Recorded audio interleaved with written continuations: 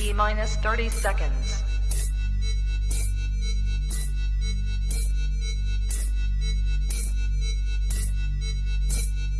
T minus 20 seconds.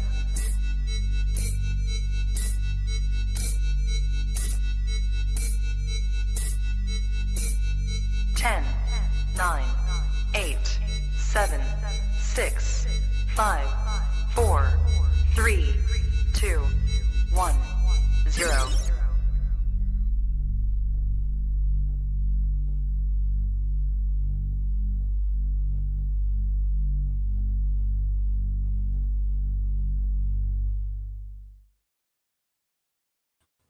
What's going on, everybody, and welcome back to another episode of Kush's Corner here on the Trap Talk Reptile Network, the coolest reptile network in the world. Tonight, I'm joined once again by Mr. Clint Bartley of Metazotics, kind of for a little bit of a continuation off of the solo episode I did a few weeks ago, kind of talking about the new age of the reptile market with corporate interests involved, how to stand out as a small business, and how to thrive in today's industry. So definitely excited to get into that. Of anybody to have on to talk about that, I think Clint would be the guy for me, so I'm excited that he is here. But before we get into that, as always, USARC. So USARC is the organization that is fighting for our rights to keep our reptiles, to run our reptile businesses, and to live this lifestyle. Check out usarc.org for everything you need to know about the organization. That website is also where you can find alerts as to new pieces of legislation introduced either at the national level or at local levels. You can also keep up with progress on any pieces of legislation there. USARC.org is also where you can become a member of the organization. As a community, we have strength in numbers, and the more people that are behind the cause, the better. And here we are. Thank you to everybody who is tuned in. If you are here on YouTube and you are not already, please subscribe to the channel. It's one of the best ways to support the channel. A new podcast drops every single day of the week here on the Trap Talk Reptile Network from some of the best hosts in the game, talking about a wide variety of topics from within the industry. So if you are a reptile podcast fan, you have come to the right place. We are also on all of the audio platforms. If you're more of an audio fan like myself, Spotify, Apple, Google, wherever you get your podcast from, you can find the Trap Talk Reptile Network. A follow, a 5-star review on any of those platforms would be most appreciated. And the best way to support me and this specific podcast, go to patreon.com/CushReptile. You can check out all of the perks of the Patreon over there. Primary one being that 50% of all membership fees immediately becomes credit towards the purchase of a future animal, and that credit never expires, along with early access to available animals. So you guys could check that out. That would mean the world to me. And with that housekeeping out of the way, let's bring Clint onto the show. What's going on, man? Thank you for joining me here today. Oh, happy to be here, as always. Absolutely. So man, how have things been? It's been, I think, just shy of a year since our last podcast on air. Yeah, things have been great. I mean, you know, if we're looking at like a whole past year, yeah, there's been just all kinds of things happening. You know, obviously things are going great with CCR. The conservation fund continues to grow. Nice. Doing great things with that. And then everything here at the shop is just, I mean, rolling, you know, and doing very well. So consider myself a very lucky individual. Yep, absolutely. I'd have to say so myself. If I was in your shoes, I would probably be pretty proud of what I've been able to accomplish. Well, it's a group effort. You know, I always tell the team that, you know, Metazotics isn't one guy. I'm just the one with the loud mouth that goes on shows and everybody sees. So no, there's a whole group that makes this possible, and they work their tails off to make it happen. Yeah, man, there's not much better than having a good team to be doing this type of thing with. It makes the experience so much more enjoyable. Oh, absolutely. And that's one of the things I'm very blessed with, is everyone that works at Metazotics loves what they do. Yeah. You know, they're here because of their passion, and that's what makes it something unique. Yeah. No, I know what that's like. I know what it's like when it's the opposite way as well. And man, that can drag you down quicker than anything, when you can just feel that, you know, people don't want to be there, the morale's low. That makes taking care of animals a real drag. 100%. Yeah. I mean, it's one of those where I remember telling them towards the end of last year, thank you for allowing me to live my dream, because if it wasn't for them, I wouldn't be able to. Yeah, no doubt. So man, how's the new location going? It's been how long now that it's been open? So our Henderson location opened in March of last year. We acquired it the beginning of January. So we've had the building now for a year, and it's really hitting its stride. I mean, it's already been doing successful kind of straight out of the gate, but with any new location, you expect a certain amount of ramp up time, to really be hitting where it needs to. And yeah, that team is solid. That store is performing very, very well. It starts making us look at, okay, what's next steps? What's the next course of action for us? Wow. Yeah, that's amazing. I can only imagine that, that's going to be a stressful kind of thing to take on. Like, okay, everything's going well, you're successful. And then looking at the concept of scaling, but then also keeping in mind, where might we be reaching where now, okay, we've gone too far, we've gone too fast, too quickly, too big, too quickly. What's your thought process when it comes to that? Oh, 100%. That's one of the things that there's two pieces whenever you're scaling up, that if you're going to do it correctly, you really have to think about these two pieces wholeheartedly.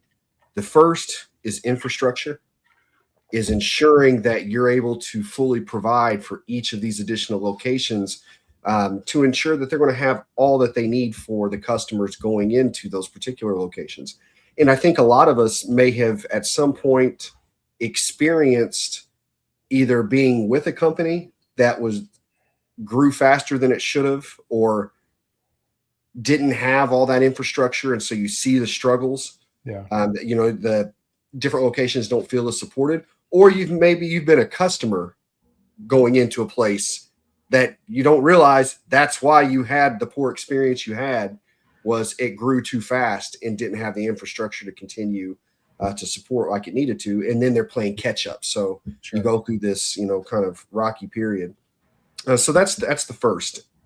The second, and this is the one that is honestly can be the most difficult, and that is ensuring that the culture remains the same as you grow. Yeah. Because it's real easy whenever it's just in one building, and then maybe even two. But as you start growing into distances where you're not seeing these individuals on a weekly basis, then the culture is going to take on just those in the store.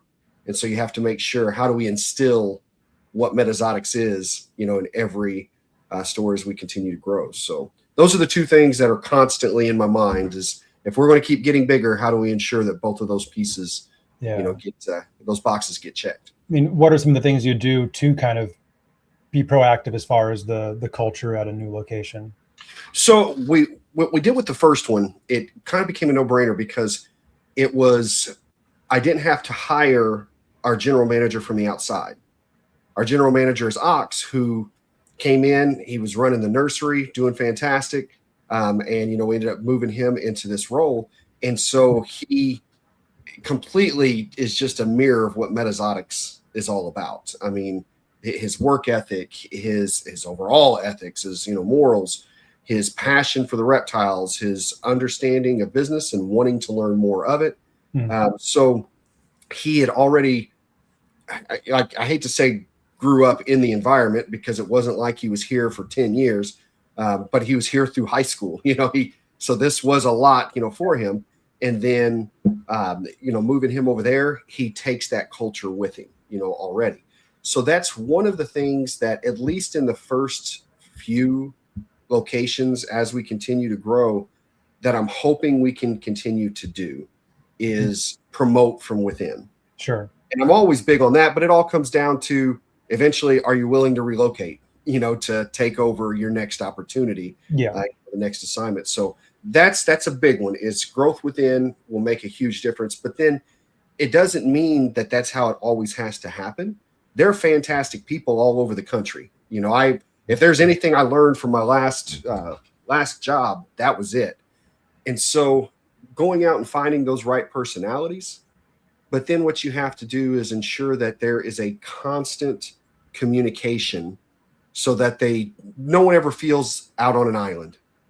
They are part of the family the whole time. Sure. And that really goes a long way. And you have to be present as someone, whether it's myself or if I have, other individuals who are going to be traveling to these stores to ensure that we're all aligned and doing things the same way. And that is part of keeping the culture the same, is having that presence in those stores on a routine basis. Yeah, that makes sense for sure. So then what's your process when it comes to then, now hiring a new team to, staff the store? Because obviously you're not able to entirely move over a staff from your existing location. Mm-hmm.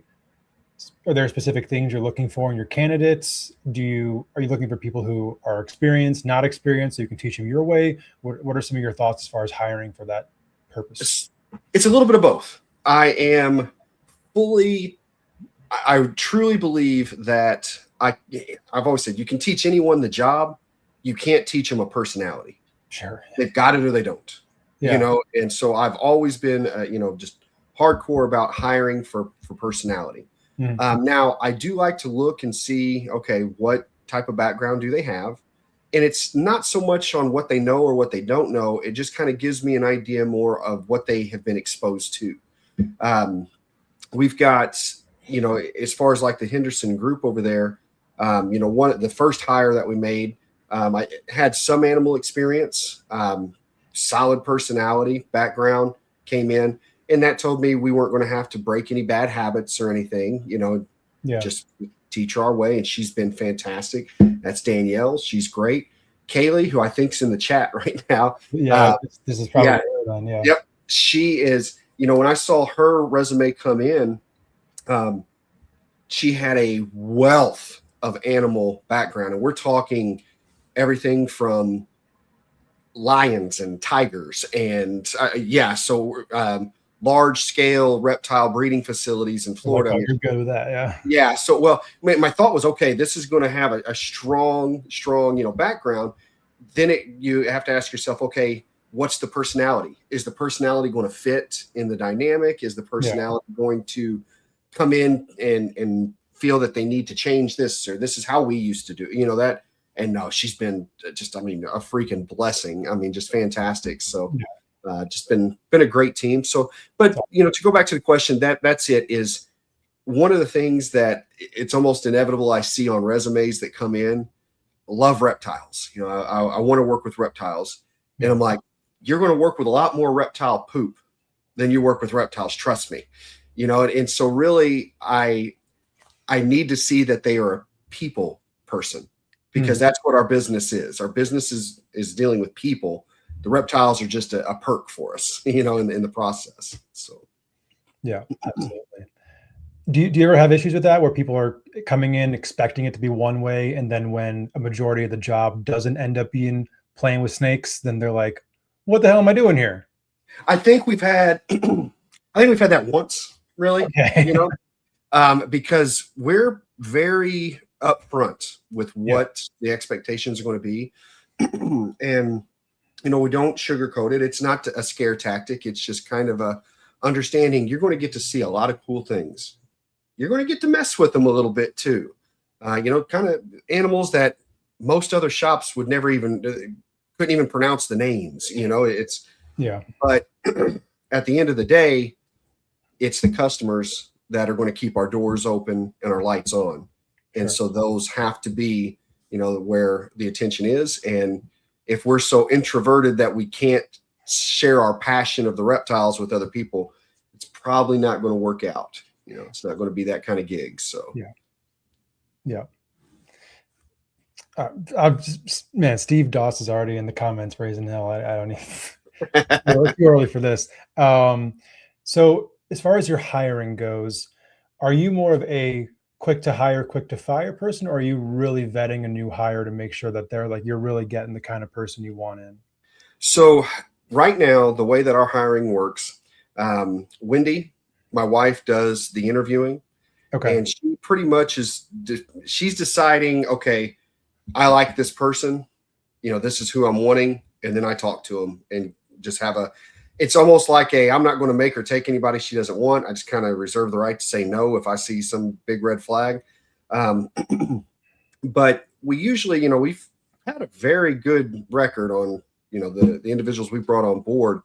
Wendy's background was the same as mine. She was a district manager at the same company I was, previously. And we're both, myself, especially I'm all about coaching, developing people. Mm-hmm. So I'm not quick to fire. It's now a bad attitude. Yeah, I will cut that immediately, very quickly. Mistakes, I can live with mistakes. Yeah. I can live with struggles. That's part of the process. I love to coach and watch someone get better. But if we see any kind of unethical behavior or a poor attitude, I have no interest in fixing that. That's go elsewhere. But no, we do a pretty good vetting process, and then you are really invested in as an associate with us because we want to see you well. Makes sense. So if you're willing to indulge me, are there any particular questions or things you try to fish out of people in the interview process? Like, are there any kind of tricks of the trade with that? So one of the things I'll do is I'll give them a very strong taste on kind of what my leadership style will be. Mm-hmm. And that is, we all have heard the questions in an interview: what's your strengths, what's your weaknesses, right? Right. Problem is, we all have locked and loaded answers for that. And we think we've got it nailed, right? So when I come to, that type of thing, instead of asking what your strengths are, I would say, Stephen, if there's one thing that you would tell me, Clint, I promise you're never going to have to come talk to me about this. What's it going to be? Mm-hmm. And that may be, timeliness. That may be, whatever that answer is. Okay, great. Yeah. All right, Stephen, what's that one thing that if I ever have to come have a conversation with you, it's probably going to be about this? Now, typically, here's where they try to give me their locked and loaded weakness answer. And it's one where we try to. It's too hard. Yeah. And I'm sweeping. Yes, I try. I'm a perfectionist. And it's where they try to give you a strength and wrap it as a weakness. And I call them on it. And I'm like, no, that's not going to fly for me. Yeah. I said, what I want from you is I want a personality trait. I want to know a personality trait of yours that maybe you've had someone talk to you about this before, and it's a safe place. It's completely okay to tell me it. The thing is because the more I know you, the better I know who you are as an individual, the better I'm going to be able to coach you to make you better at anything you're wanting to be better at here. Yeah. And you would be amazed at how open people will become after that kind of tone has been set. Where you call BS on a typical answer and you make them get real with you. And it goes a long way for me. Okay. That makes sense. And I bet that's the last thing they expected. So you kind of catch them off guard a little bit as well. And they're like, oh shit, now I have to really answer this. So that's one of them I like to use. Cool. Well, also, when it comes to like attendance, I'll ask, what do you feel is an acceptable attendance record? And so instead of do you have a problem with attendance? What is acceptable? What one miss every how long? You tell me what's acceptable. And it just kind of, again, puts them in the driver's seat on how things should look. Yeah. Okay. That's another good one too, because the kind of hard to whip out a canned answer there, because if they hit you with a never, then you're like, all right, the first time you're late, right. You're fucking fired. Yep. We know that's not feasible. Come on, what's that real, right, comfortable answer? And there's others. There's tons of questions. I'm the kind where if you're sitting across from me during an interview, I will look at your resume or application, I will put it down, and it won't come back up throughout the entire interview. Because again, as I said, what I'm looking for is, do you have the personality that's going to work here? Yeah. And you have to be able to carry a conversation. I'm not looking for question, answer. I'm looking for this dialogue and how well you're able to keep it going. If I ask a question, do you answer the question that was asked? Or did you just talk to get through the question? It's things like that that's what I'm looking for. And it's not on that piece of paper. It's not on your resume. Your resume got you in the door. you sitting on the couch right now is going to keep you here. Yeah. So that makes sense for sure. Okay. Yeah. Very interesting. I felt like interviewing was always something that I was never the best at. I also didn't have any like training with it. So yeah, I've always been kind of curious about perfecting that process. So that definitely makes a lot of sense. So another thing, I mean, we haven't even gotten to the main topic yet, but I'm just, I like to pick your brain about business.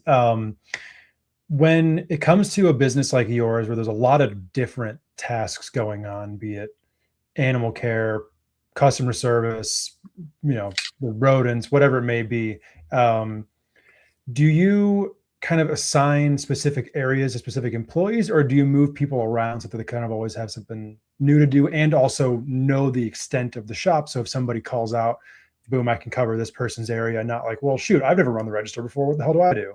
So what's your approach to that?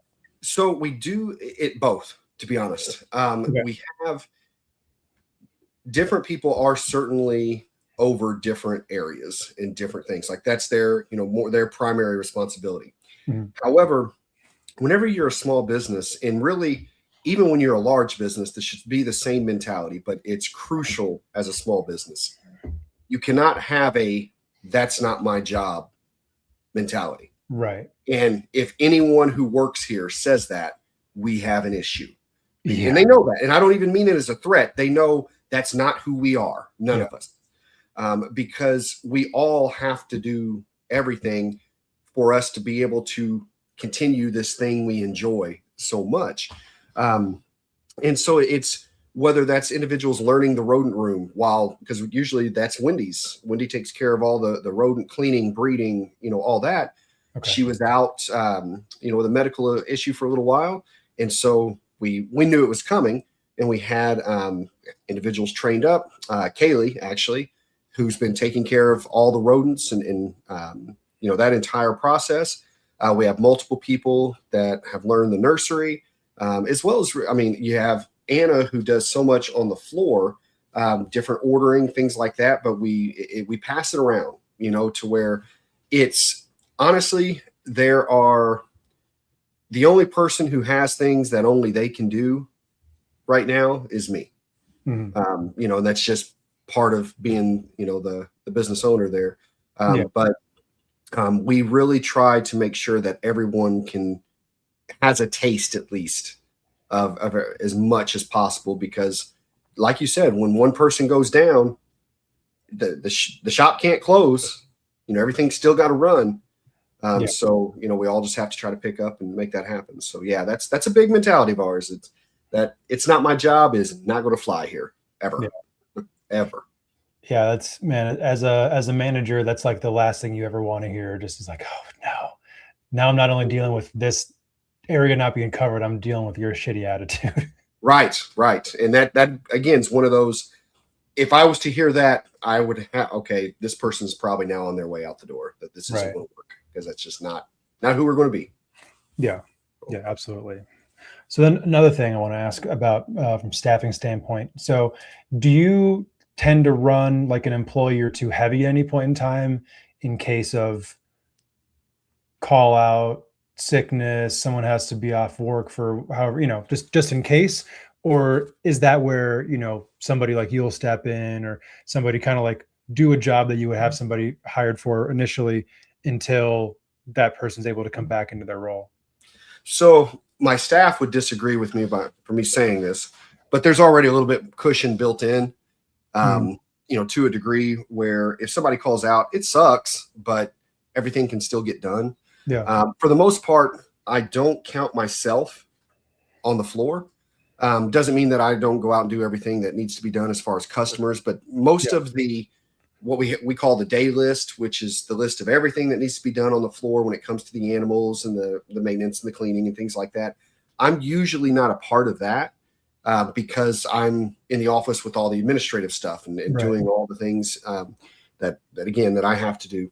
Yeah. But if we're short a person and, customers come in, I'm out there as well. I'm going and pulling rats. I'm ringing them up. We're all doing that.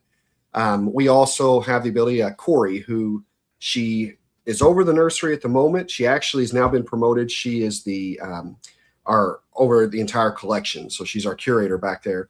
Wow. But she can absolutely come up front and help, and again, it's just part of having everybody able to do everything. So we pivot. We also help out this like cross stores. So if, we need, I had a show in Atlanta, just dropped on me, wasn't expecting to go do that show. And so luckily pulled somebody from Henderson, Kaylee went with me because it was a last minute thing and we needed to not mess up schedules, on the, one store too heavy. So if we pull somebody, then we'll send somebody over there or vice versa. And it's even little things like running product from one store to another. We'll have 2 of the Henderson employees. They work at least 1 day a week over in Chandler, and they'll load their cars up with all the transfers that we're sending over there of product and take it over there, on the next day. So it's just little things like that to make it work. Okay. That makes sense. Cool. Yeah. I'm always so interested in all that stuff, but I bet that the culture plays so much in hand with that, like to an extreme degree. Yeah. Well, and there's things like, because we're operating right now at a higher payroll percentage than where I want to be. Now, I'm not the type of leader that cuts payroll. I have no interest in that. Yeah. I'm more of the kind that whenever things are slow, I would rather utilize that time and manpower in some type of training regiment to make our team better at whatever it is we want to improve at. Okay. So I'm not complaining about the spend at all. It's just looking as a retail, if I'm looking at a single retail establishment, that percentage is higher than where I would want it to be. However, I also have to view our Chandler location as more than a retail store because it's got the warehouse, it's got the entire breeding, it's got me and my payroll, and it's got Wendy and her payroll, and we're more of a corporate office with the shop, that flagship store all wrapped in one. So naturally, all that payroll would bring, the payroll percentage higher than where I'm wanting. So it's kind of we're doing well, and if we add another store, the percentage just goes down from a standpoint, because we don't have to staff a new store with the same number of individuals we have at the corporate office. Sure. It's much smaller. So okay, that definitely makes a lot of sense. So then moving forward from your kind of expansion plans, what are some things that you look at that tell you we're ready for store 3, or even, let's say, in the future expanding to a different city or something like that? What are metrics you look at, or different market data points that kind of illuminate to you, like, all right, it's time and this would be a fruitful endeavor? We're there now. The next step for Metazotics is actually we have to build a off-site rodent breeding facility. And it's simply because in order to continue, frozen's not a problem. We can all get our hands on frozen rodents. That's not an issue. Pretty easy. It's live. And that's where a big part of, our routine every week customer is needing live feeders. That goes for rodents and insects. And it's not that I want a huge insect breeding operation, but there are a few species that it's like it would make sense for us to have, a decent scale for them. So before we go to a third store, because again, I don't want to outgrow my infrastructure. I don't want to outgrow what we can, keep on hand and stocked. So that would be the first piece that we're going to do. Once we have that in, which my guess is that's probably, if we don't crack ground this year on that, it'd be early 2027. So that'll definitely be happening fast. And then we've already identified 2 other cities that I want to go into pretty rapidly and easily. Which would be just kind of an arm's length away, for us. Because the thing is, we don't have to go incredibly far. and it still not cannibalize to the degree people think it would. Because if you think about it, how far are you going to drive for $20 worth of rodents every week? You know, it's more than half an hour probably. Bingo. Yeah. And so that's just it, is if we have 4 stores, all of them within 30 minutes of one another, we're actually gaining a different market with just a little overlap. You know, the big purchases, the big, 6-foot cages and all that. Yeah, that's we'll have those in, one store out of those 4 because people are going to drive for that big 6-foot cage. But when it comes to your consumables, that's going to be where we don't need the 3,000 square foot shop. We need 1,500, so smaller footprints and that works. So we've got the 2 cities that honestly, once we build the rodent breeding facility and have that rolling the way that I want it to, those 2 shops could be open probably back to back within 3 months of each other. Okay. As long as I felt that I had the staffing the way I wanted it, and everything like that. After those 2, then we have to start getting a little bit more particular. And what I look for as far as a market, I want there to be a reptile show there already. Because if there's an established reptile show, whether that's a monthly, whether that's, quarterly, whatever, there is a reptile community presence there already. So there's a need. I will look to see what is already there as far as stores. So is it just the big box? Is it, are they really getting, what they need?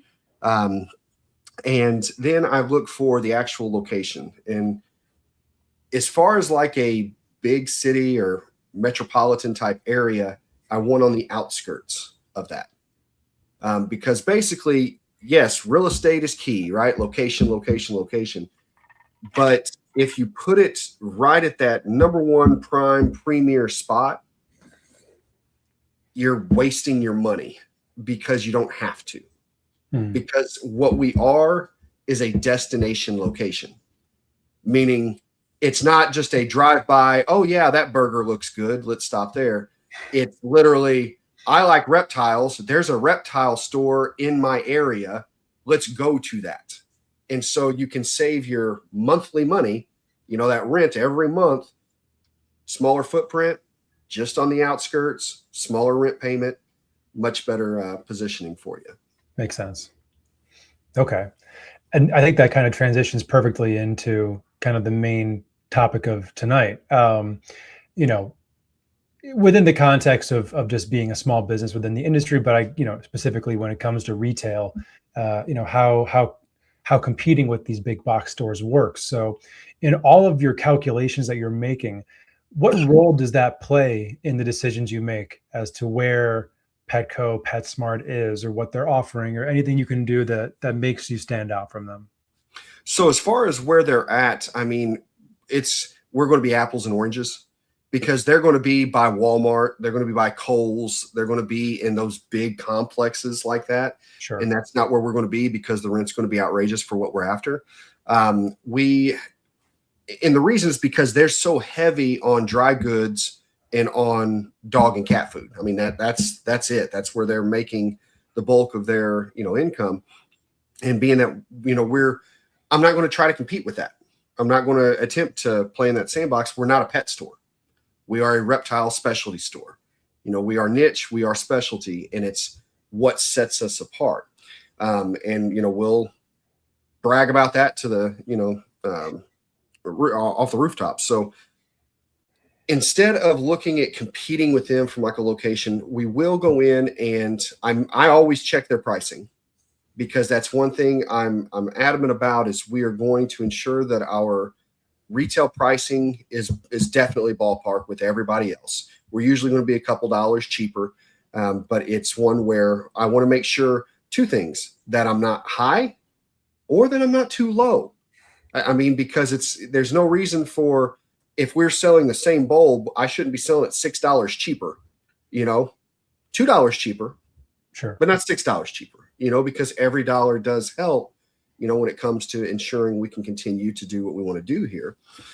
So I do, and that's about at least once every 6 months, I will go through and I will look at all anyone who sells the same products that I do within our area, I will go competitive shop them and see, what that pricing is. As far as animals, you're talking completely night and day. We overlap on bearded dragons, but we have our breeders right out on display. That glow. It's so different than what you would pick up at the big box stores. And while we're saying that, let me say this, because if there's an individual who is watching this at any point and works at the big boxes, okay, PetSmart, Petco, the companies as a whole, I don't like how they take care of their animals. I don't like how they take care of the reptiles. I think most people say that. No but that does not mean that there are not locations within the company that do fantastic. Sure. Because they happen to have people that work in that location that know what they're doing and do a great job at it. So I don't want anyone to feel beat up, because that's not it at all. I know there's some great people out there. But that when it comes to animals, I just don't even see that as a competition. It's not. We're so leaps and bounds ahead of them there. But what I will say, and this goes, it's best piece of advice I can give anyone who owns a business that is going to competitive shop, meaning walking into any competitor whatsoever. Take the damn chip off your shoulder, because so often what we do, we will walk into a competitor and we start making all these mental notes. Oh, well, we do this better.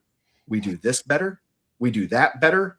And you're just wanting to kind of boost your own ego while you're in there, thinking that we do, we're so much better than, we're leaps and bounds. Well, if we're so much better than they are, why are they still in existence? Why do they still have customers walking in the door? Yeah. So when you are doing a competitive shop, more so than just pricing, what I'm looking for is, what do they do better than I do? Why are customers here? And I don't say that as a smart aleck.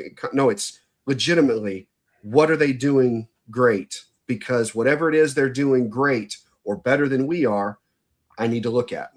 I want to figure that piece out. And that's how I've always been, even before opening Metazotics, is it's walk in, figure out what it is that they're good at, because that's why customers are still there. They're good at something. Sure.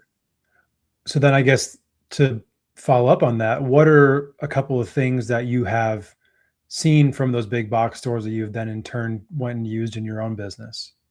I actually did it before we ever opened, and that was how brightly lit they are. That's one thing that I think is, if you go into a lot of reptile stores, they're dim. They think dark is the way to go, because I guess the reptile scene has been, grungy and dark, and we like black and green, and I mean, I'm like, no, I want this to feel boom. Everything is on display. Clinically clean, that type of feel and type of look. So that was one of the things that I absolutely wanted. It's hard to hide mediocrity in a very brightly lit room. Yes. I want space. That was another thing, is I wanted space between our aisles. Because again, I know that Tinley Park. Yes. I mean, you see it. You go Tinley Park versus Pomona. You know what I mean? You got the big open walkways. Yeah.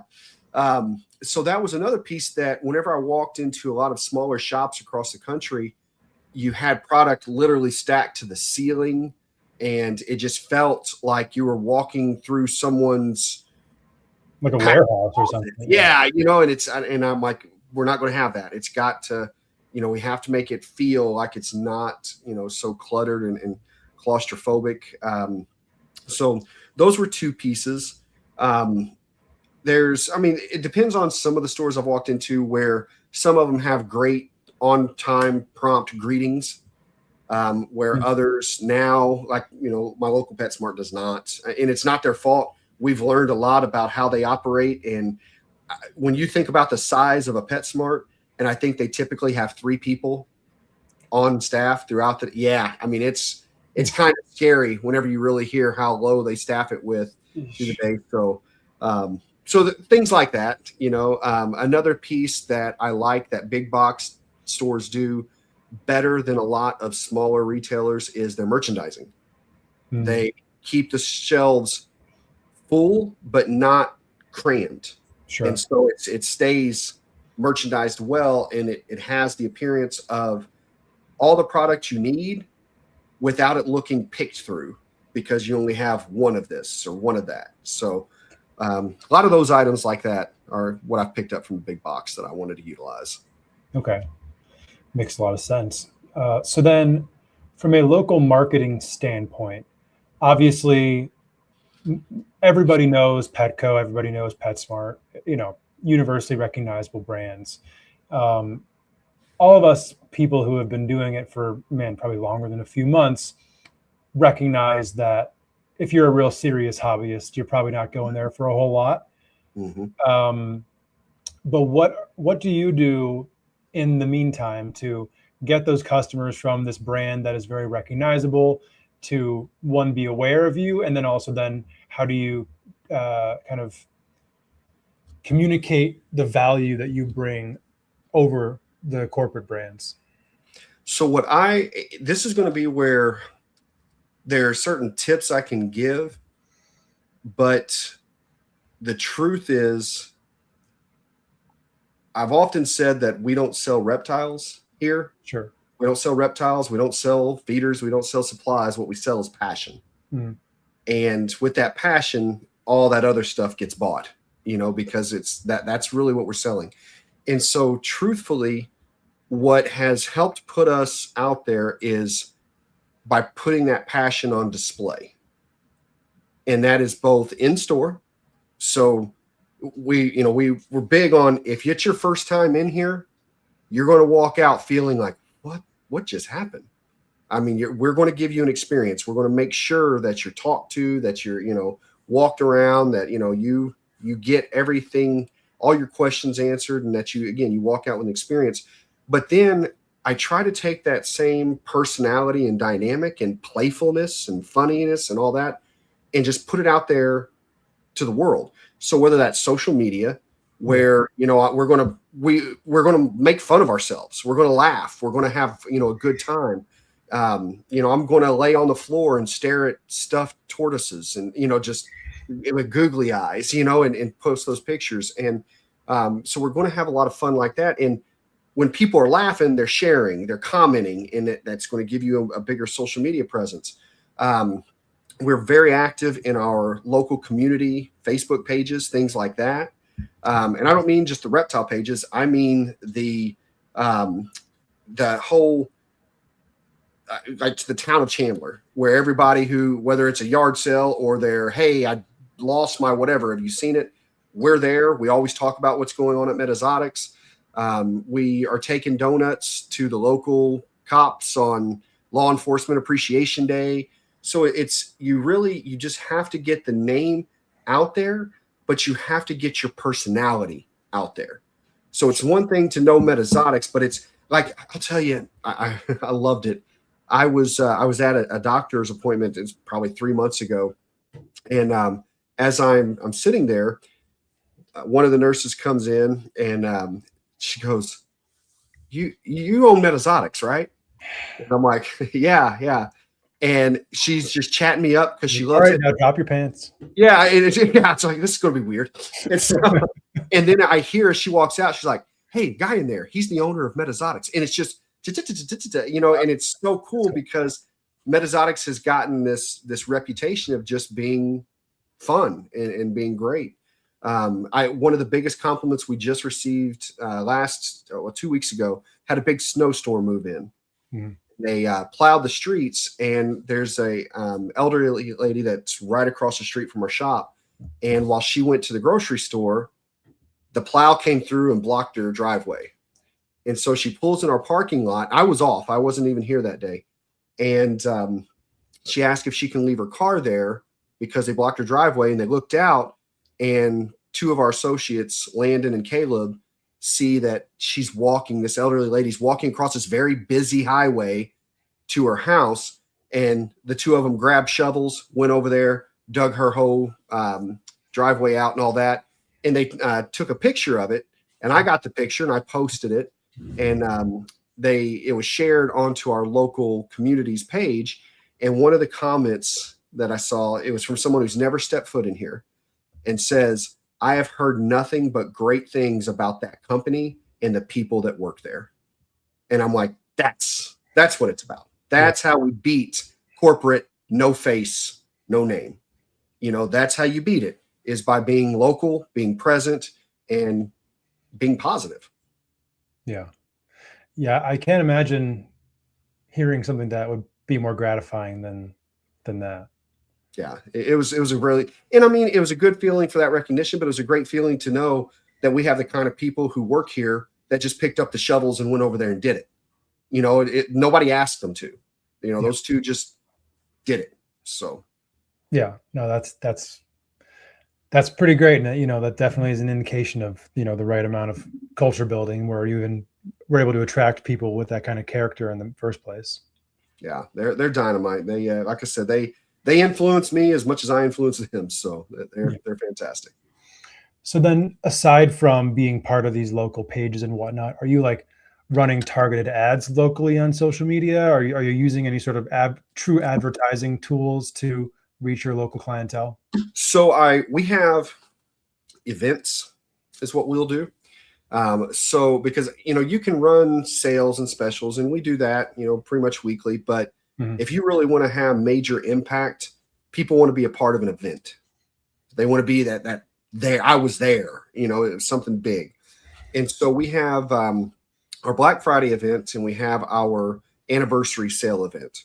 And when I run those, I'll do targeted ads, both for online reptile people as well as within 50 miles, you know, of our area. And we'll have massive turnouts, you know, for that. This year, I've got a whole stack here of potential billboards that I'm now looking at, because that's one of the things whenever you have multiple units is you spend the same amount on advertising, but it's now spread across multiple locations, because all you're doing is you're adding another address to the marketing you would already do. So instead of, you know, if you're spending, let's say $10,000 on marketing, well, that used to take $10,000 off Chandler's bottom line. Sure. Well, now the $10,000 only takes $5,000 off of Chandler's bottom line and $5,000 off of Henderson's bottom line. So that's why we can look at expanding and doing even more with advertising. But we're primarily, we did the flyers, you know, we always pass those out, and we do those at reptile shows. So that way you're getting the most bang for your buck, because you know that everyone who you're handing a flyer to is an actual reptile person. So it's, you know, increases the likelihood of using them. We use loyalty programs, birthday programs that automatically text out coupons, things like that. But to drive new people in, it's going to be primarily through social media right now. The billboards are going to be the next step to that. And I just don't feel that television is not going to be it. Radio is not going to be it.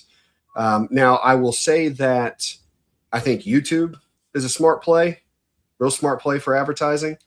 And I think that it's been like anytime I'm on YouTube, I see Rodent Pros ads, you know, pop up for me all the time. You know, and it looks good, and, you know, and it's a good ad, well made. And I think that's how a lot of people are digesting their media now, more is through YouTube. So that's going to be a place that I want to figure out, if I'm going to do it, what's the proper way to do it, because right now that's outside of my wheelhouse.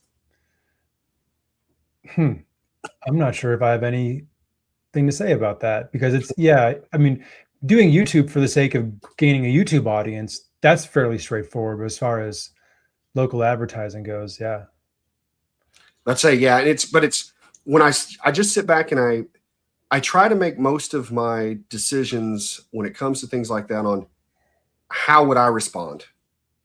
How would I see it? And, you know, would I see it? And how would I feel if I saw it? You know, so that's when it comes to those billboards. I've driven around, you know, and looked at where they're at, because I don't care if the location makes sense. Like, oh yeah, it's a high traveled area.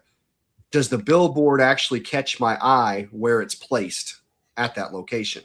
Or is it set back just a little too far? Or is it set back a little, to the side? So things like that is, I really want to gauge how that works. And I think that right now, I'm not on YouTube nearly as much as those that are younger than me are on YouTube. But I am more likely to see a commercial on YouTube than I am anywhere else, because I have the ability to just bypass it. Where I'm at least going to catch 10 seconds, 15 seconds of it, on YouTube. So yeah, seems like a smart play. Yeah. So I have a question in my mind that I'm trying to I hope the words come out the way I want to ask it. So with Evansville being a smaller city, but not necessarily a small town, do you think that benefits you in a way where the community is smaller, to where a smaller store is going to potentially be on the radar of more people because there's less stuff to be on the radar, where would potentially being in a bigger city be a detriment because so much is going on, corporate ABCs going in this development and this new strip mall? Like, what do you think as far as that goes? Yeah, I think you make a great point there, that and we're not even in Evansville. Well, the Evansville area. Well, no, it's because the fact that we didn't go into Evansville first. And for those who aren't familiar with the area, so I live in Evansville, Indiana, which is the very southern tip of Indiana, right where Indiana, Kentucky, and Illinois touch. Okay, the tri-state area. Evansville is the third largest city in Indiana. That's not saying much. However, what is it? Is it South Bend or Fort Wayne is second? Indianapolis is first. Yeah. However, because it is the size that it is, it has regional draw. So anything within like an hour to an hour and a half outside of Evansville comes to Evansville for most of their shopping. So it does have a lot of dynamic, and everywhere that I've ever worked in Evansville that was a retail establishment, it was one of their top performing stores in that organization. Wow. Because Evansville is a draw for shopping. So interesting. Now our first shop is in Chandler. That's where I'm sitting right now. Chandler is just basically a suburb of Evansville, but it's in a different county, Warwick County. It's literally 6 minutes and you're in Evansville from where I'm sitting right now. Okay. And with Chandler being a small town, small town, yes, when we are incredibly popular here in Chandler. And really in Warwick County as a whole, we got popular very quick because they were used to always having to drive so far to Evansville, 6 minutes, to get whatever, that for us to be in Chandler, they were thrilled. And the town loves new businesses coming in. So, I mean, we've really been welcomed with open arms. So there's certainly something to be said about how popular we've become in the area because it was a smaller area, whenever we hit. And then with Henderson, Kentucky. So we're 6 minutes east of Evansville in Chandler. We're about 10 minutes south of Evansville in Henderson, Kentucky, right across the bridge. And in Henderson, it's different because Henderson is a much bigger city than Chandler. And you're not as easily recognized there, in Henderson. Not everyone knows Metazotics in Henderson. And we're literally on Highway 41, the busiest strip in that area. So we've got, fantastic exposure. So it's really, it takes more building in that community than what it has. It was so much easier here because, I mean, it's literally, we had town hall visiting our store on grand opening because they were just so excited we're here. So there's certainly a lot there. Now, Evansville, at this point, Evansville knows us. They knew it. Sure. And we will put one in Evansville. The north side of Evansville is where we want to add another location. And so that will put locations really within 30 minutes, of each other. But there's geographical barriers and mental barriers, honestly, when it comes to that, where Evansville doesn't want to cross that bridge if they don't have to, going down to Henderson, and Henderson doesn't want to cross the bridge to come up to Evansville if they don't have to. So that's why the Henderson location makes sense. Warwick County doesn't want to have to come all the way to Evansville, 6 minutes, because that's just, again, it's a mental barrier. Well, Evansville, we're too good to have to go outside of Evansville for anything we want. The last thing we want to do is drive to Chandler or, anywhere else. So putting one on the north side of Evansville, all those pockets stay where they're at, and it really doesn't cannibalize much, at all. But now whenever you go to some place like Indianapolis, very familiar with Indianapolis and how the retail environment works up there. Indianapolis is very, and this goes with most large cities, it's very segmented into neighborhood. So you've got like Castleton, you've got Speedway, you've got Avon, Plainfield, Fishers, all these different cities that are really still Indianapolis considered, but they're all these kind of, neighborhood areas. And that makes it a little more difficult. It makes it to where you can put 15 of them in that same, same city. Yeah. But figuring out what makes sense, it's harder to gauge where the reptile community is. Because there's definitely one in Indy. I see it every month or every other month whenever I'm doing the show up there. It's from what I understand, the Midwest show has gotten huge, right? Yeah. Oh, yeah. It's great. I love that show. And Brian, I love getting to chat with him out there. Yeah. But where does the reptile community live in Indianapolis? I couldn't tell you, and I lived there for 5 years, so I don't. Right. So that's what I'm saying is that's where it starts becoming harder to know where to put your retail spot to know it's going to be successful. Because while it is a drive-to destination, Indianapolis people don't like driving outside of they'll hit 465 to get to wherever they're working and back home. But once they're home, they stay in their area. They'll complain about 465 the entire time. Yes, absolutely. So it becomes a little bit more of a challenge. If I go into a large city like that, I would much rather go into smaller cities that have a reptile show that don't have a reptile store yet. Sure. That's prime pickings in my opinion. So let me ask you this then. So for a city like Indianapolis, where they have the Midwest show, which has become more frequent to my understanding, where it used to be, I think, just twice a year for a while. I think it's like 8 shows, something like that this year. Yeah, definitely wasn't like that when I only ever vended once, but I think I was like twice a year. Anyway, so with a show of that size and that frequency, does that kind of satiate the market when it comes to dry goods and to the pets themselves, feeders aside, because obviously you can't pick up feeders every other month, but you could do all the rest of your shopping every other month, no problem at a show like that. Is that a consideration? To a degree, because I guess one of the benefits with the Evansville show, because there's a monthly Evansville show, and I really do accredit that show. It wasn't always monthly. That just happened last year. Okay. But I accredit that show with really helping to boost the reptile community in this area. Okay. And really growing it. So it set open the door for Metazotics to open up and come in. Yeah. But there wasn't really a supplies vendor, a strong supplies vendor there. Okay. So that's what we are. We walk in and take care of it. But I still, it's, people can go to the shows and get most of what they need. But what I find is we are slammed on show days at the shops. We get so busy because people will go, maybe they get a new animal. I hope that they do. I don't care who they get it from. It doesn't have to be us. I hope they do because they end up coming because no show can have everything. No show is going to have the entire, store. And so they're coming to us for a new habitat. They're coming to us for whatever extra pieces, whatever other bulbs, whatever else they need. And they're already having a reptile day. So that we might as well go look at Metazotics too while we're out doing reptiles today.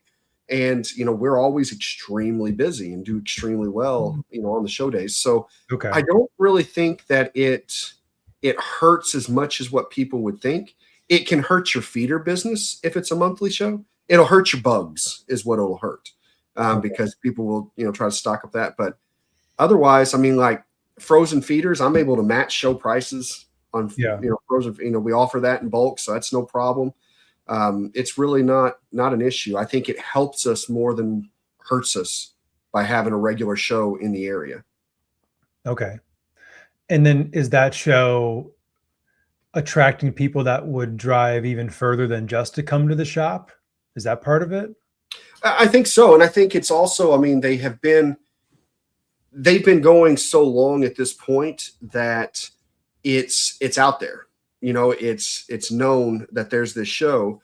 And it's also, if you're within, like I said, an hour and a half, I wonder where a reptile show is going to be. Well, check Evansville, because that's going to make the most sense. Sure. Evans, that's going to be the biggest city in that area. So that's where they're going to look.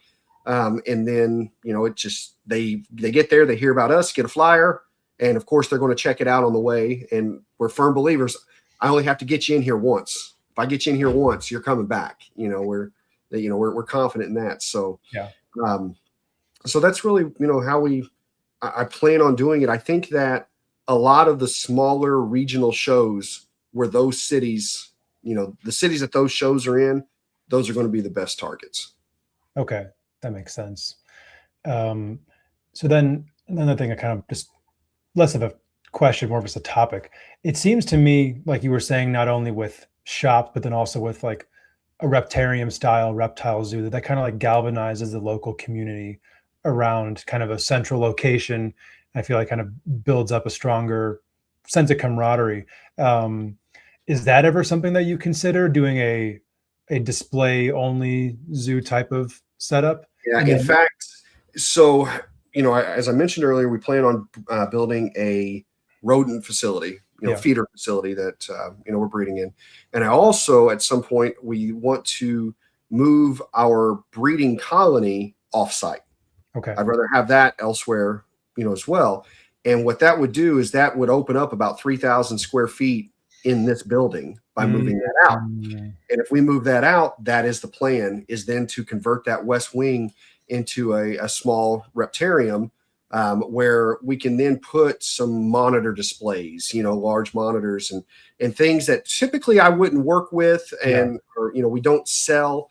But if we can then build some nice, large, natural habitats, and put some animals back there displayed that you normally wouldn't see anywhere else, we're absolutely, it's on the list. It's on the future projects. So okay, because that I feel like that business model is not quite as straightforward as a retail store. Mm-hmm. It's a lot more X's and O's when it comes to that, and I feel like there have been a number of kind of prominent people or businesses that have started an equivalent type of endeavor and have had to shut it down in the not too distant future after that. What do you think makes let's just call it a reptarium style zoo succeed or fail in whichever market it's in? Do you think it's market dependent? Do you think it depends on how it's run? What are your thoughts? I think all that's going to come into play. I guess I'll answer that by saying what I feel we would do differently. Okay. In ours is it wouldn't be display only, meaning anything that we're building as far as these cages and what's going to be displayed in these cages, it would be a breeding pair at the least in there. Got it. Meaning these animals would be hopefully reproducing and helping generate income from what they produce as well. Got it. So that's going to be one piece to help off, so it's, while yes, we already pay for all that space. We already have all that, the investment of those cages, that's going to be actually investing in these breeding colonies. It's just not going to be rooms and rooms of hundreds. It's going to be maybe 3 dozen, pairs of whatever in that area, but bigger and nicer. So that's kind of the thought. And then it still will have to be a draw, meaning right now we've had people come from California to visit Metazotics, We've had people come from Utah to visit Metazotics, drive 4 hours. Well, we want to give them more of a reason, sure, where it's really want to see that original Metazotics. So I think it can work. We wouldn't be charging fees to go in there. It's, just getting more people through the door. That's what it's about, is letting people come in and see it. But for us, the difference would be those would be breeding, producing, income generating animals, not just display. So it's like a breeding showroom. Pretty much. Yep. Got it. Okay. Which makes a lot of sense. Yeah, that was another thing that I was always kind of, wondering in my head. Does it make more sense to couple it with a retail store, or does one take away from the other? But it seems like the retail is the way to go. Yes. Yeah. 100%. I think that's the way to make it work. Yeah. When it comes to a zoo's got to, it's really living off of fees for, entry or donations or things like that. And that doesn't always work. That's not always going to be the case. But if you tie it into a retail shop, go ahead, walk through there, get your lips wet, with all these reptiles and, itching for a new pet, and then come on over on this side where we have them, and then we can talk about that. So it just makes sense, from a business standpoint, to do it that way.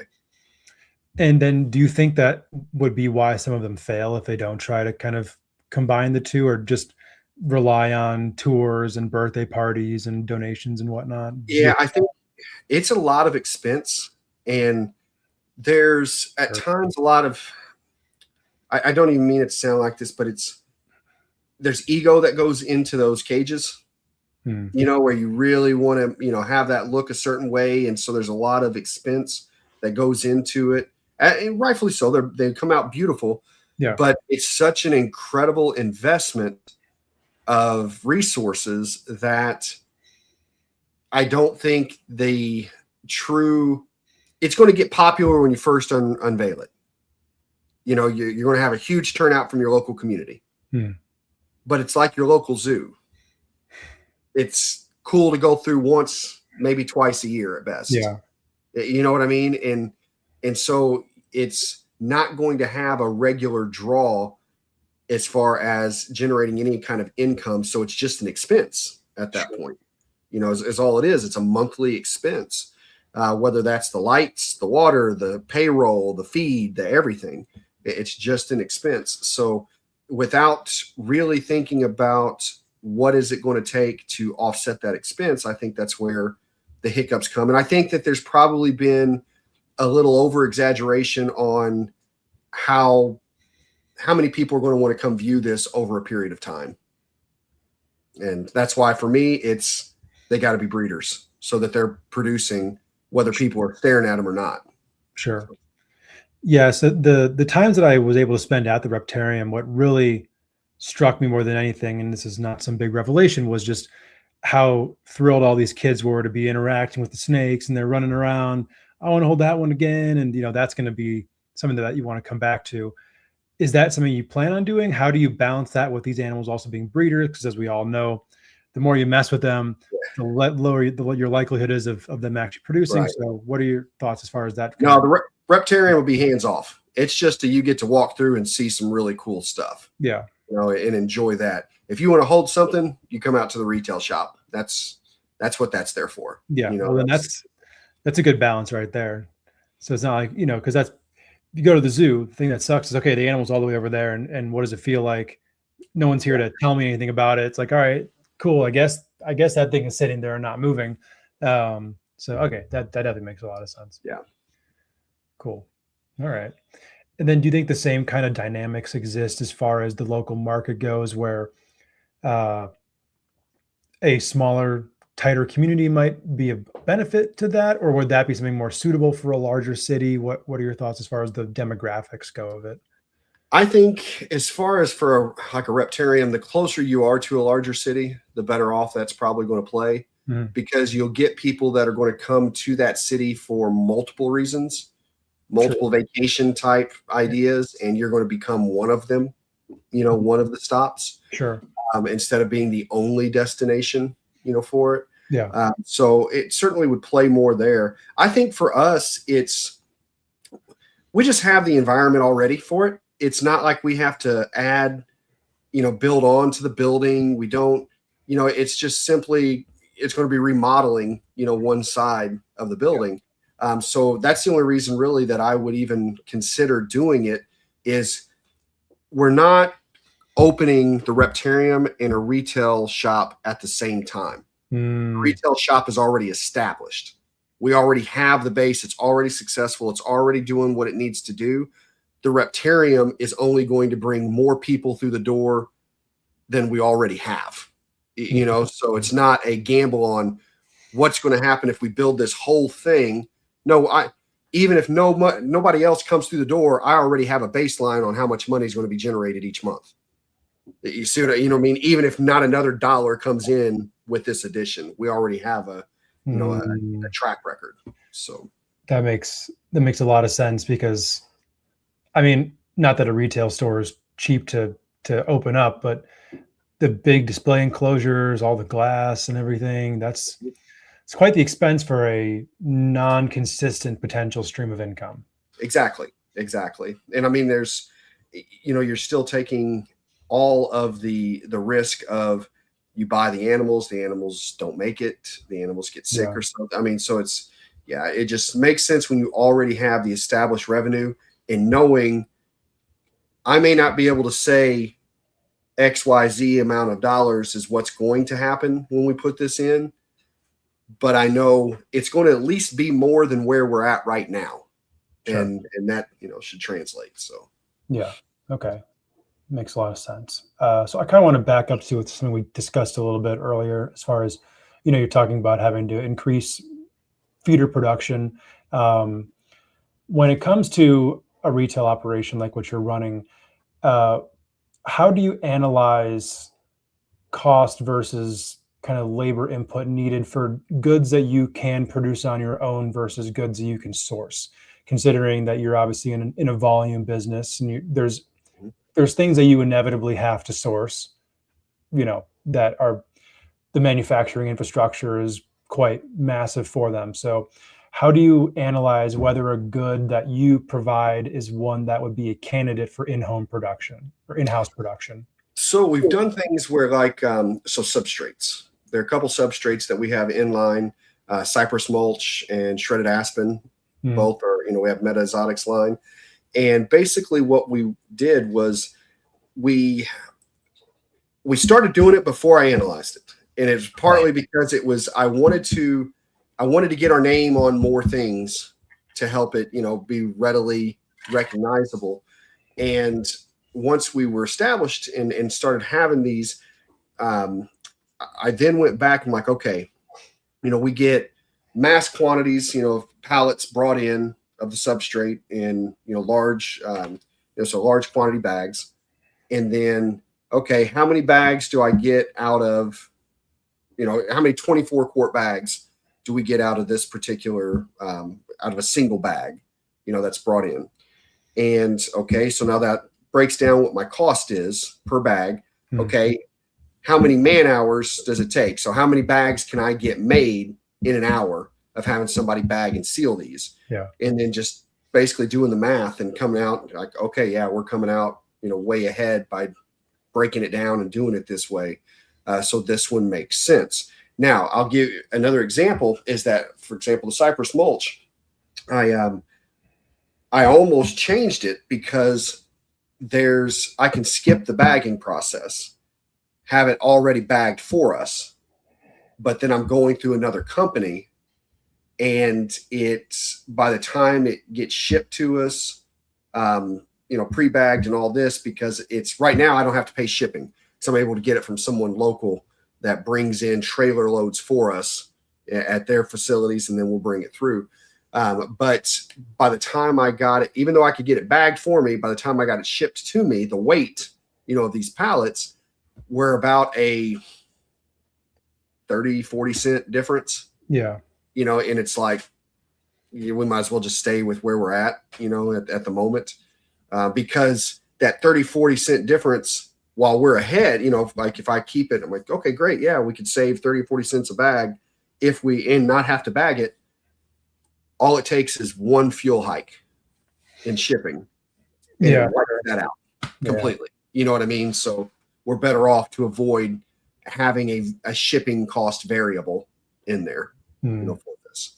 Sure. So I'll look at things like that. I'll look at how easy is it for us to either manufacture or can or jar or bag or whatever, you know, whatever that product is.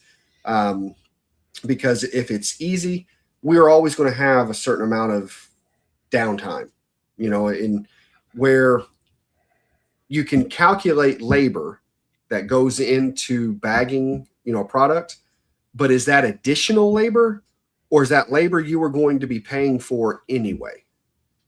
So if I was going to have 3 people on staff every day, am I able to work this in to being bagged or cupped or whatever with those 3 people? Because if I can, it's actually not costing me any more in labor because I was already paying for their labor, whether I had them doing this or not. Sure. So now if it's like, no, we can't fit that in, we would actually have to add an extra body. Then you really start calculating the labor that it's taking and figuring that in. So that's another, I guess, variable to it that I have to look at when deciding whether or not to go in line. Okay. Makes sense. Were there any products that you kind of did that math on and, you know, came to the conclusion outsourcing this is the way to go? Let's see. It seems like there was one. There have been some products with like different bug products, things like that, that I'm like, you know, by the time we really calculated what it all took, it was so minor that it was pointless for us to pull the trigger on. Really what we've gone to, like, there's going to be more that I want to do, but we don't have the payroll to do it. Meaning, like, I can't throw it on them. There's more substrates I want to do. That's just, to me, one of the easiest markets to continue to. I mean, there's a lot of very strong products out there. You got BioDude, you got Josh's Frogs. They make some great products, and, you know, some great substrates that aren't incredibly difficult to replicate, to be honest with you, you know, and so there's no reason for us not to, other than I would have to bring in additional individuals to actually make that happen. And we're not there yet. So, so there's stuff like that. There's, you know, really where we've been moving our attention is more towards, like, we've got inline thermostats. We've got inline caging. We've got inline invert caging. I'm looking at chameleon caging now. Got some samples of that coming that, you know, we might start having a Metazotics line on it. We have our own temp guns. So it's starting to move into the stuff where I can't do it here. You know, I can't make that. I can't make a thermostat. Sure. So I have to have that made for me. But, you know, continuing to be able to grow the Metazotics line, you know, in different products. Okay. So when it comes to actual growth of the brand, growth of the business, are there certain factors that are kind of the driving forces where others are kind of the auxiliary parts around it, where you're like, all right, if this area of our sales is growing, everything else is growing with it? Is it kind of like a symphony of everything at the same time? Does that make sense? Like, are there any particular areas that drive your growth when it comes to being able to expand? So I will say, I mean, hands down, your feeders are, that's 50% of your business right there. Okay. And it actually breaks down to 25% of your business is rodents, 25% of your business is insects.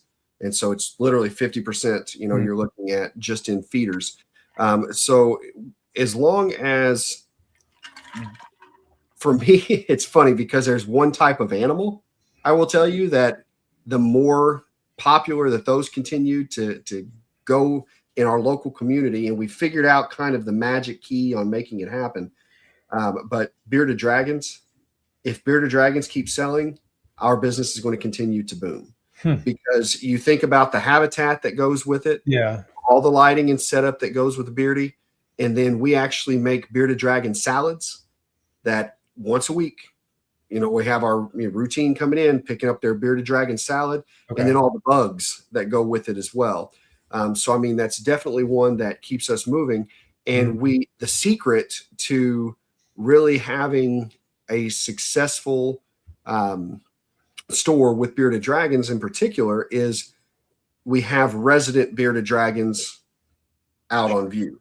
So Sriracha, he's the most popular reptile in our tri-state area. He's out on display on our floor here. He's just absolutely loved and adored. And I would not be exaggerating in the least if I said we've probably sold around 400 of his babies right here in our local market. Because you walk in, you see Sriracha, you want a Sriracha baby. I mean, he's beautiful, large, chill. And then same thing in Henderson.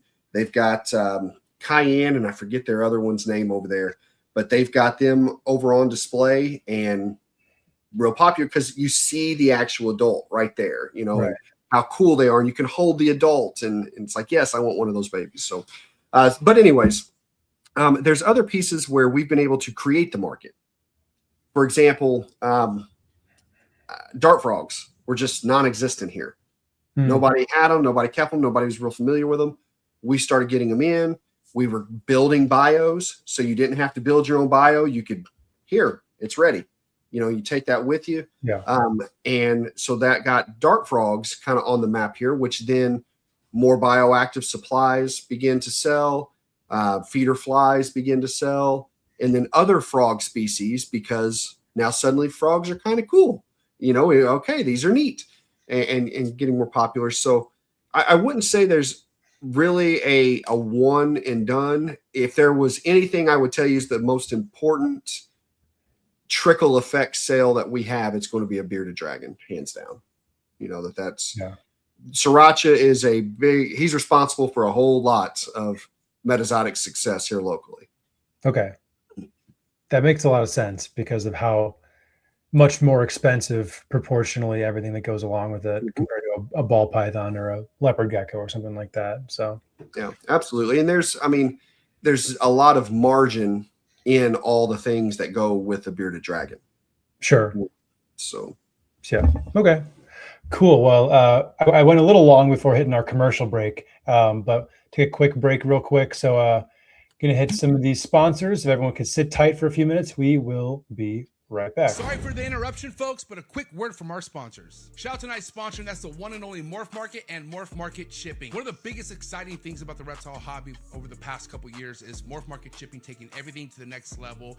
Anything as far as reptile purchasing or selling needs could all be done on Morph Market's website, so I highly suggest you go check it out, especially if you're in the market of purchasing your first, second, or third, or fourth reptile. You can find a bunch of legitimate breeders on Morph Market's platforms. They stand very tall on representing the best breeders we have in the hobby, so don't look anywhere else when it comes to looking for your new reptile. Not to mention, if you're looking for aquatics or your next plant, Morph Market's a spot for you as well. Make sure you head over to morphmarket.com, and the best thing about Morph Market's platform, you could ship directly from their website with Morph Market Shipping. Morph Market Shipping has saved this hobby millions of dollars as a whole. I myself saved thousands with Morph Market Shipping last year due to their insanely cheap rates, so definitely go take advantage of these rates on top of the amazing customer service that comes along with Morph Market Shipping. Shout out to Darian and Zach, and shout out to the entire Morph Market team. So proud to be a part of this team. Thank you so much for Morph Market Shipping and Morph Market. So excited to announce this partnership and so excited to announce new Morph Market features that are going to be hitting the reptile hobby real soon, like live sales on Morph Market. Thank you so much, Morph Market and Morph Market Shipping.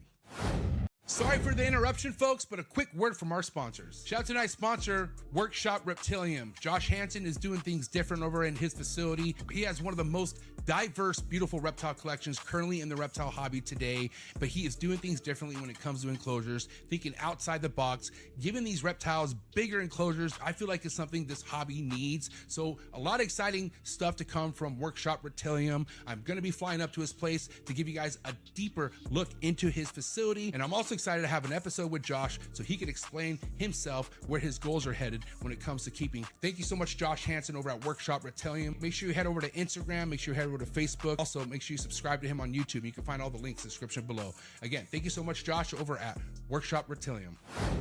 Sorry for the interruption, folks, but a quick word from our sponsors. Shout out to tonight's sponsor, brought to you by ZooMed. ZooMed is proud to be supporting the Trap Talk Reptile Network. At ZooMed, reptiles are our passion. For over 48 years, we've been creating premium foods, supplies, and habitats for reptiles and other exotic animals. We're a company made up of hobbyists that test our products on the hundreds of animals that we care for here every single day. Whether you're an established breeder or a first-time hobbyist picking up your first ball python, Zoom It has you covered with everything you need to keep your animals happy and healthy. I'm excited to talk about this new product with Zoom It called the Slither Sense. It is a remote temperature and humidifying monitoring system, which we all know how important temperature and humidity is to your reptile. And for you to have remote access to your temperature and your humidity in your reptile room could really, really be a game changer for the longevity of you keeping reptiles. So guys, make sure you check out that product. Find the link in the description below. Click on it right now. Give me your feedback in the comments below. Let me know how you're liking a brand new Zoom It product.